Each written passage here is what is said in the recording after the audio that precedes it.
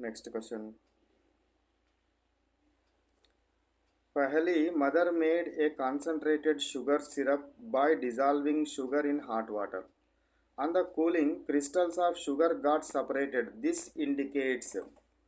So అక్కడ ఏమైందట, వాళ్ళ మదర్ ఏం చేసిందట, వేడి నీళ్ళల్లో ఏం చేసింది, షుగర్ని కలిపేసింది.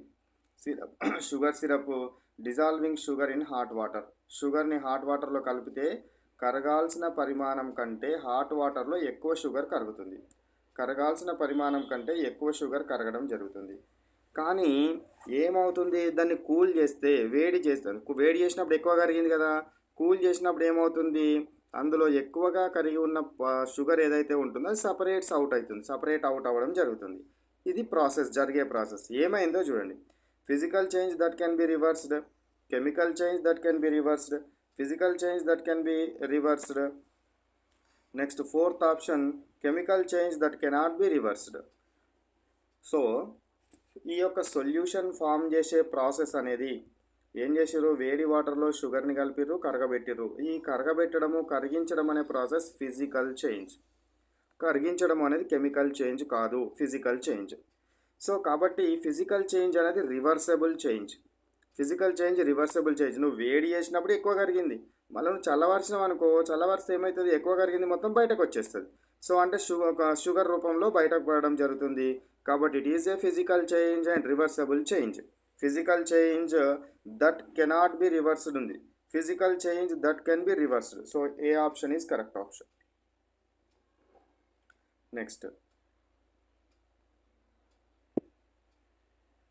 నెక్స్ట్ చూడండి. Which of the following is an example of physical change. ఇందులోపల ఫిజికల్ చేంజ్ ఏది అని అడుగుతున్నాడు.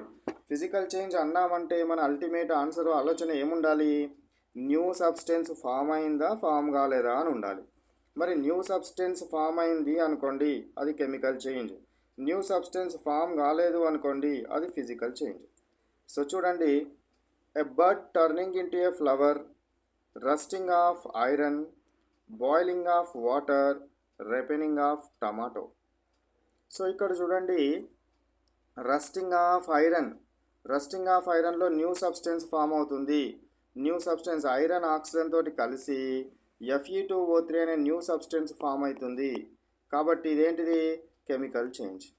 రిపెనింగ్ ఆఫ్ టమాటో రిపెనింగ్ అయినప్పుడు, రిపెనింగ్ కాకముందుకు అంటే పూర్తిగా పండు వండక ముందుకు కాయ యొక్క టేస్ట్ చూడండి, పండు వండిన తర్వాత కాయ యొక్క టేస్ట్ చూడండి, అంటే పండు యొక్క టేస్ట్ చూడండి, ఇవి రెండు డిఫరెంట్ ఉంటాయి. టేస్టులు డిఫరెంట్ ఉన్నాయంటే దాని అర్థం ఏంది, లేదో ఒక న్యూ సబ్స్టెన్స్ ఫామ్ అయిందని అర్థం. కాబట్టి ఇది కూడా కెమికల్ చేంజే. నెక్స్ట్ది, a bud turning into a flower. Bud అంటే ఏంటిది, మొగ్గ అనేది ఫ్లవర్గా మారుతుంది. మరి మొగ్గ అనేది ఫ్లవర్గా మారుతుంది అనేది న్యూ సబ్స్టెన్స్ ఫామ్ అవుతుందా ఫామ్ కాదా అనేది మనం ఎట్లా నిర్ధారించాలి అని అంటే, ఇక్కడ న్యూ సబ్స్టెన్స్ ముచ్చట చెప్పలేం.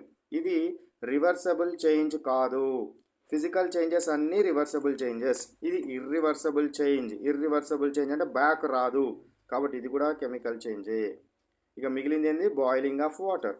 సో నువ్వు వాటర్ని కనుక బాయిలింగ్ చేస్తే ఏమొస్తుంది, వాటర్ వేపర్గా మారుతుంది. దేనిగా మారుతుంది, వాటర్ వేపర్గా మారడం జరుగుతుంది. కానీ ఇక్కడ నీకు వాటర్ యొక్క ఫార్ములా H2Oనే, వాటర్ వేపర్ యొక్క ఫార్ములా కూడా H2Oనే. కాబట్టి న్యూ సబ్స్టెన్స్ ఏమీ ఫామ్ కాలేదు.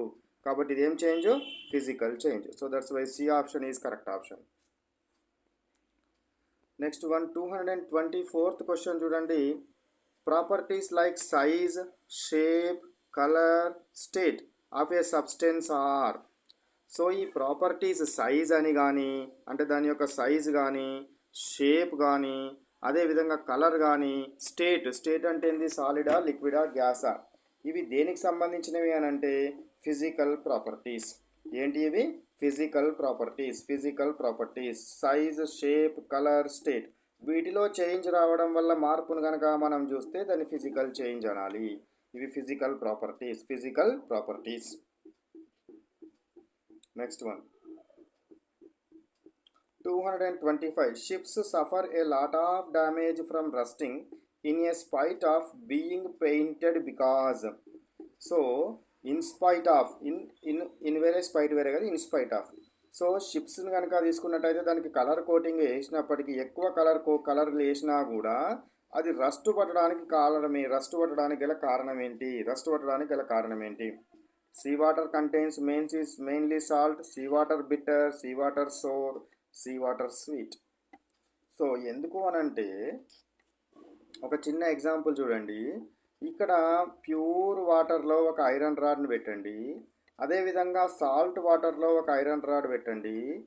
ఏది ముందుగా రస్ట్ పడుతుందంటే సాల్ట్ వాటర్లో ఉన్న ఐరన్ రాడ్ ముందుగా రస్ట్ పట్టడం జరుగుతుంది. సాల్ట్ వాటర్లో ఎలక్ట్రోలైటిక్ రియాక్షన్ ఎక్కువ జరిగే అవకాశం ఉంటుంది. సాల్ట్ వాటర్లో ఉన్నది తొందరగా రస్ట్ పట్టే అవకాశం ఉంటుంది. కాబట్టి సముద్రపు నీరంతా ఉప్పు నీరే. ఉప్పు నీరు లోపల ఈ షిప్ ఉంది కాబట్టి రస్ట్ పట్టడానికి ఎక్కువ అవకాశం ఉంటుంది. కాబట్టి ఏ ఆప్షన్ ఈజ్ కరెక్ట్ ఆప్షన్.